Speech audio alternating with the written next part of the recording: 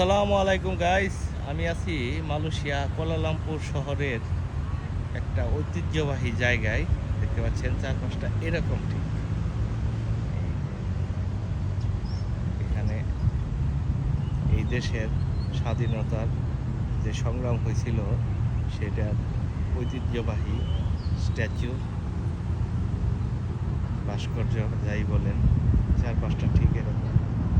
এখানে অনেক ভিজিটর আসে, দেখতে পাচ্ছেন।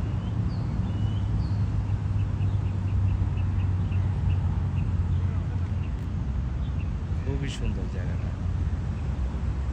আর এটা হচ্ছে মালয়েশিয়ার সবচেয়ে উঁচু বিল্ডিং, সাতু লাপান, মানে 118 তলা বিল্ডিং। আর চারপাশটা ঠিক এরকম।